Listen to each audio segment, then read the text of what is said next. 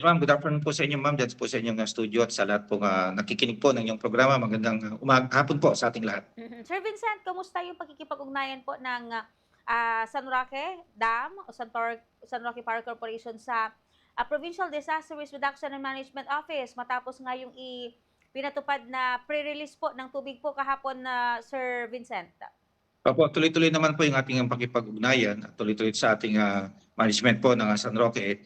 Tama po kayo, kahapon po ay nagbigay po sila ng abiso na sila po ay magbubukas ng kanilang low level na outlet po na nasa 150 cubic meters po. At inassure naman po nila sa atin na ito pong pag-release po nila ay minimal lamang po magiging epekto. Although, again, pinaghahanda po natin yung ating mga kababayan na nandyan po sa may Agno River para lamang po sa kaligtasan po ng ating mga kababayan. So ibig sabihin Sir Vincent, paglilinaw 'no, kasi noong mga nakalipas na mga, linggo, 'di ba marami pong mga nabaha dito po sa ating probinsya ng Pangasinan. Yan po ay wala pong tubig na nagmula sa San Roque, tama po Sir Vincent? Yes po, opo. Actually, marami pong kumakalat ng mga Hmm. fake news, meron pong mga misinterpretation po ng mga data na nakikita po namin sa social media.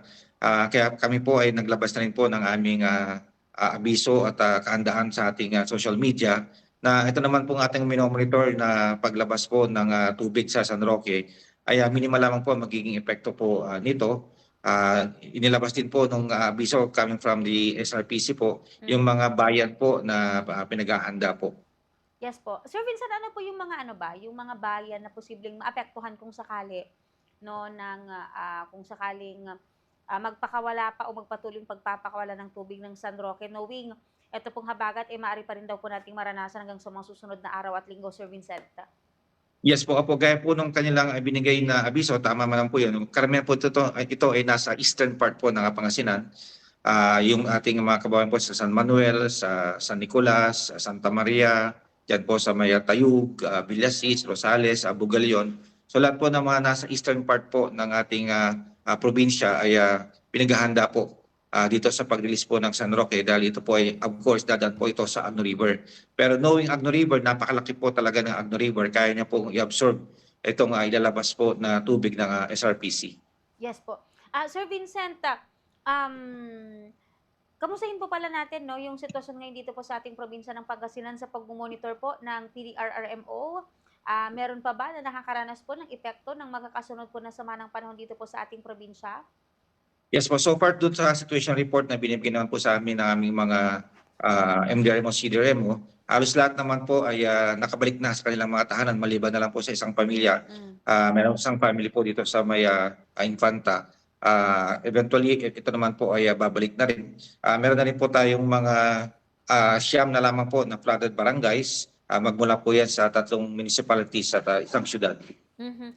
At, doon po sa mga naitalang danyos po, Sir Vincent, over the past few days po na nadagdag doon po sa inyo pong data, sir?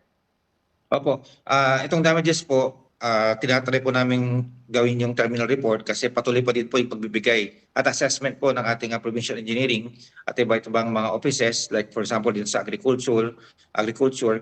Sa infrastructure po, umabot po tayo ng more than 32 million damages sa infrastructure.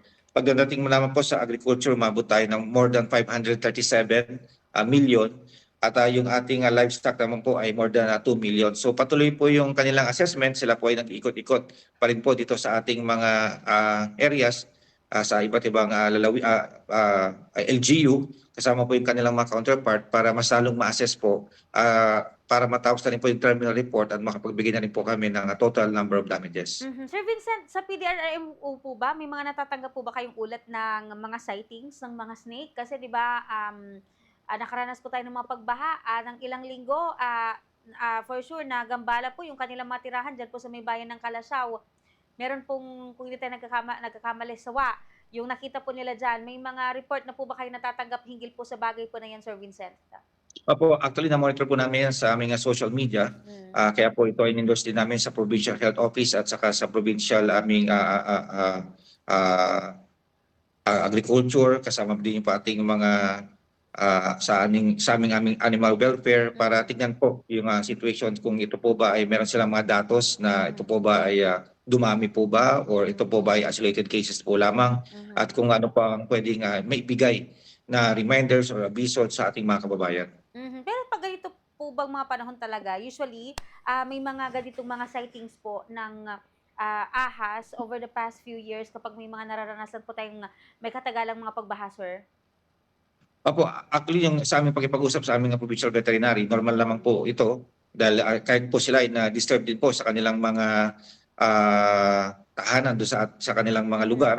Kaya po sila ay lumalabas at saka scarcity din po ng pagkain kaya sila po ay Oo. lumalabas din. So sabi naman ng ating mga provincial veterinary, normal po na talagang magkakaroon po tayo, makakita po tayo ng mga ganyan na senaryo. Mhm. Sir, baka may mga paalala, mensahe po kayo sa ating mga listeners and viewers? Go ahead po, Sir Vincent. Yes, again, unang-una po maraming salamat po sa opportunity sa pagbigay po sa amin para may payag po namin yung ating mga reminders po sa ating mga kababayan. Again, lagi po namin sinasabi, patuloy po tayong tumutok lamang sa mga accredited news agency. Tignan po natin at pag-aralan po natin yung ating mga datos na lumalabas. You have to do your research po para maiwasan po natin itong mga fake news. At again, tayo po ay maging ligtas sa ating mga tahanan at kung meron pong pinapatupad na preemptive evacuation, maaari po tayong sumunod po dito para sa ating kaligtasan. Yes po. Sir Vincent, maraming maraming salamat. Ingat and God bless po. Yes po ma'am, maraming salamat din po. Ingat po tayong lahat ma'am.